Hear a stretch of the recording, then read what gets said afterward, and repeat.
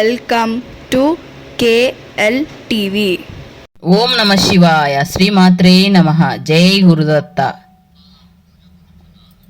మనము మన కేఎల్ టీవీలో రెగ్యులర్గా పోస్ట్ చేసుకుంటున్న వీడియోలలో భాగంగా ఈరోజు వీడియో మన దుర్గామాత గురించి, రాహుకాల పూజ గురించి వీడియో ఉంటుందండి. రాహుకాల పూజ మహత్యము లేదా రాహుకాల దుర్గా పూజ వీడియోలోకి వెళ్దామండి. మంగళవారం, శుక్రవారం, ఆదివారం రాహుకాల సమయంలో దుర్గామాత పూజ చేయడం. రాహుకాల సమయం అనగానే ఏదైనా పని మీద బయలుదేరడం కానీ, కొత్తగా ఏదైనా పనులు మొదలు పెట్టడం కానీ చెయ్యొద్దు అని మన ఇళ్లల్లో అంటూ ఉంటారు. కానీ అదే రాహుకాలంలో దుర్గమ్మని తలుచుకొని పూజ చేస్తే మనము తలపెట్టిన కార్యాలు తప్పకుండా నెరవేరుతాయి. రాహు మంత్రాలకు ఆది దేవత, రాహుకు దుర్గాదేవి ఆది దేవత. ఆ సమయంలో చేసే సూత్ర పారాయణం చాలా మంచిది. సూత్ర పారాయణం చాలా మంచి ఫలితాన్ని ఇస్తుంది. అందుకే గ్రహణ సమయంలో మంత్రం తీసుకున్న వారు మంత్ర జపం చేసుకుంటారు. ప్రతిరోజు రాహుకాల సమయంలో దుర్గా అమ్మవారి పూజ చేస్తే చాలా మంచిది. రోజు చేయడం కుదరని వాళ్ళు మంగళవారం, శుక్రవారం, ఆదివారం రోజైనా కాల సమయంలో పూజ చేసుకోవాలి. సమయంలో గుడికి వెళ్ళి పూజలో పాల్గొనడం చాలా మంచిది. అలా వీలు కాని వాళ్ళు ఇంట్లోనే శుచిగా పూజా గదిని శుభ్రం చేసుకొని దీపారాధన చేసి ఏదైనా శ్రీ దుర్గామాత స్తోత్రాన్ని చదివి నైవేద్యం పెట్టాలి. రాహుకాల సమయంలో పసుపు రంగులో ఉన్న నైవేద్యం పెడితే చాలా మంచిది. ఒకరోజు నిమ్మకాయ పులిహోర, ఒకరోజు అటుకులు పులిహోర నైవేద్యం పెట్టి ఏదైనా పని మనసులో అనుకొని రాహుకాల పూజ మొదలు పెడితే తప్పకుండా ఆటంకాలు కలగకుండా ఆ పని జరుగుతుంది. కొందరు రాహుకాల సమయంలోనే నిమ్మకాయ దీపాలు కూడా పెడతారు. ఇది కూడా చాలా మంచిది. కానీ ఈ నిమ్మకాయ దీపము ఇంట్లో పెట్టడం మంచిది కాదు. అమ్మవారి గుడిలో పెట్టడం మంచిది.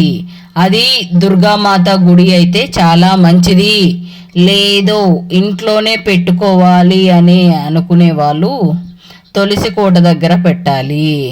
ఒకే ఇంట్లో ఇద్దరు పెట్టకూడదు, ఒకరే వెలిగించాలి. రాహుకాల సమయాలు సోమవారం 7:30 నుంచి 9 గంటల వరకు ఉంటుంది రాహుకాలం. మంగళవారం 3 గంటల నుంచి 4:30 వరకు ఉంటుంది రాహుకాలం. బుధవారం మధ్యాహ్నం 12 గంటల నుంచి 1:30 మధ్యలో ఉంటుంది. గురువారం మధ్యాహ్నం 1:30 నుండి 3 గంటల వరకు ఉంటుంది. శుక్రవారం ఉదయం 10:30 నుండి 12 గంటల వరకు ఉంటుంది. శనివారం ఉదయం 9 గంటల నుండి 10:30 వరకు ఉంటుంది. ఆదివారం సాయంత్రం 4:30 నుంచి 6 గంటల వరకు ఉంటుంది. సూర్యోదయం రకరకాల సమయాలలో జరుగుతూ ఉంటుంది. దాన్ని బట్టి రాహుకాల సమయం బట్టి కూడా మారుతూ ఉంటుంది. అలా అందరూ చూసుకోలేరు కాబట్టి ముందు అరగంట వెనక వదిలి మధ్యలో ఒక అరగంట, ముందు ఒక అరగంట వదిలి వెనక ఒక అరగంట చూసుకొని చేసుకోండి. ఉదాహరణకి సోమవారం ఉదయం 7:30 నుండి 9 గంటల మధ్యలో దుర్గామాత మంత్రాన్ని చదువుకుంటూ దుర్గామాత ఒక్క పూజ చెయ్యండి. రాహుకాల బుక్ కూడా దొరుకుతుందండి, మీరు చూసుకొని తెచ్చుకొని చేసుకోండి. అందులో రాహుకాల బుక్ తెచ్చుకొని అందులో ఫస్ట్ గణపతి మంత్రం చేసుకోవాలి. తమలపాకులు మొదటి వారంలో 2 నిమ్మకాయలు అవసరం పడతాయండి. 2 నిమ్మకాయలు తీసుకొని ఒక నిమ్మకాయ కట్ చేసి పసుపు కుంకుమ పెట్టాలండి. అమ్మవారి స్వరూపంగా అనుకొని ఇంకొక నిమ్మకాయ మొత్తం రసం పిండేసి ఉల్టా తిప్పి ఆవు నెయ్యి వేసి పువ్వు ఒత్తులు పెట్టి దీపం ముట్టించుకోవాలి. చిన్నగా పసుపు గౌరమ్మ చేసుకొని పెట్టుకొని పసుపు కుంకుమ పసుపు గౌరమ్మ మీద వేయాలి. పసుపు గౌరమ్మ చేసిన తర్వాత అమ్మకి వస్త్రం వేయాలి. నైవేద్యం పెట్టాలి. పుట్నాలు బెల్లం కూడా పెట్టచ్చు. ప్రసాదం వీలు లేని వాళ్ళు పుట్నాలు బెల్లం ఇవి కూడా నైవేద్యం అమ్మ స్వీకరిస్తుంది దుర్గమ్మ.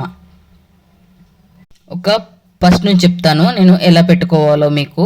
ఫస్ట్ ఒక పేపర్ ప్లేట్ అవసరం పడుతుంది. 2 నిమ్మకాయలు, ఒక చాకు, ఆవు నెయ్యి, పేపర్ ప్లేటు, ఒక న్యూస్ పేపరు, పసుపు కుంకుమ, బియ్యం పిండి, అగ్గిపెట్టి, 2 అగరవత్తులు, హారతి కర్పూరం బిల్ల 1 హారతి ఇవ్వడానికి, కింద వాటర్ చల్లేసి ముగ్గు పెట్టి బియ్యం పిండితోటి పసుపు కుంకుమ వేసి పేపర్ ప్లేట్ పెట్టి 2 నిమ్మకాయలు తీసుకొచ్చాం కదండి. 1 నిమ్మకాయ ముందు చెప్పాను నేను. ఆ పసుపు కుంకుమ వేయాలి. గౌరమ్మని పసుపు ముద్ద పెట్టుకొని అమ్మకి నైవేద్యం పెట్టేసి వస్త్రం వేసి అమ్మని మంచిగా ప్రార్థించుకోవాలి. దుర్గమ్మని గౌరీమాతలోనే దుర్గమ్మగా ప్రార్థించుకోవాలి. గణపతి మంత్రం చదువుకోవాలి. రాహుకాల బుక్లో చదవలేని వాళ్ళు దుర్గమ్మ పేరు చదువుకున్నా సరిపోతుంది. ఎర్రని పువ్వులు మాత్రమే ఉపయోగపడతాయండి. ఎర్రని పువ్వులు మాత్రమే అలంకరించాలి. ఎందుకంటే దుర్గమ్మకి ఎరుపు అంటే చాలా ఇష్టము. ఈ ఆవు నెయ్యి వేసి పువ్వొత్తులు మంచిగా ఈ పువ్వులన్నీ పెట్టేసిన తర్వాత అమ్మని శృతించుకొని దీపం పెట్టుకోవాలి. మొదటి వారం 2 వస్తాయి. 5 వారాలన్నా మొక్కుకోవచ్చు. 9 వారాలు, 21 వారాలు, 11 వారాలు, ఇలా ఎన్ని వారాలంటే అన్ని వారాలు మొక్కుకొని చేసుకోవచ్చు. ముఖ్యంగా ఇది భార్యాభర్తలకి అన్యోన్యతను పెంచుతుంది తల్లి. ఎందుకంటే దాన్ని అనుభవించాను నేను. నాకు బాగా తెలుసు మా అమ్మ దుర్గమ్మ గురించి. భార్యాభర్తలకి గొడవలు అనేవి ఉండవు. ఒకరికొకరి అర్థం చేసుకొని అన్యోన్య దాంపత్య జీవితాన్ని గడుపుతారు. ఇంకొకటి, పెళ్ళి కాని పిల్లలకి తొందరగా పెళ్లి సంబంధం తొందరగా కుదురుతుంది. ఫస్ట్ మీరు మనస్ఫూర్తిగా మనసారా అమ్మని ప్రార్థించి దుర్గమ్మని రాహుకాల దీపం ముట్టియడం స్టార్ట్ చేసి మంచిగా అమ్మకి మంచిగా మొక్కి ముట్టియండి. మీకు ఒక 2 వారాల్లోనే మీకు పెళ్లి సంబంధం రాకపోతే నాకు ఖచ్చితంగా కామెంట్ పెట్టండి. మంచి సంబంధం వస్తుంది. అంత కరుణగల తల్లి. ఇంకా మిగతా కోరికలు అంటే నాకు తెలియదండి. నాకు తెలిసినంత వరకు భార్యాభర్తలు అన్యోన్యంగా ఉంటారు. పెళ్ళి కాని పిల్లలకి పెళ్ళవుతుంది. అంతేనండి. ఓం నమ శివాయ. శ్రీమాత్రే నమః. జై Gurudatta. If you like this video, please like, share, subscribe. Thank you very much for watch this video.